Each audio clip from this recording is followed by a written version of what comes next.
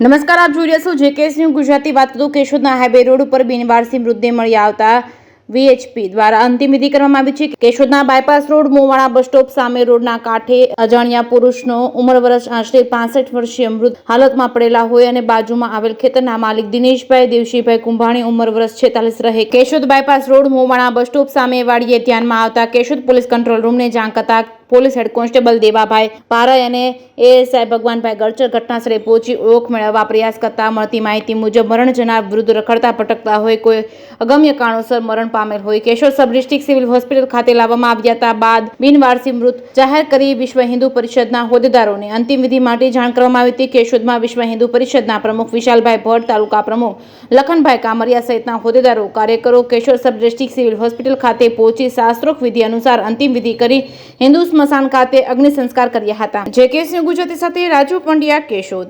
જય સિયારામ.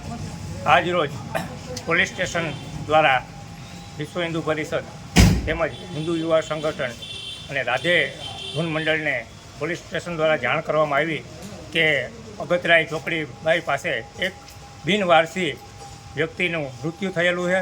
તો એની અંતિમ સંસ્કાર વિધિ જે રાબેતા મુજબ આપણા હિન્દુ સનાતન ધર્મ મુજબ જે થવી જોઈએ એ વિધિ માટે થઈ અને તમામ સંગઠનોએ સાથ સહકાર આપી અને એ વ્યક્તિની આત્માને શાંતિ મળે અને સદગતિ પામે એ માટે થઈ તમામ હિન્દુ યુવા સંગઠન, ગૌરક્ષા દળ તેમજ વિશ્વ હિન્દુ પરિષદ બજરંગ દળ દ્વારા એ વ્યક્તિની અંતિમ સંસ્કાર વિધિ રાબેતા મુજબ કરેલી છે.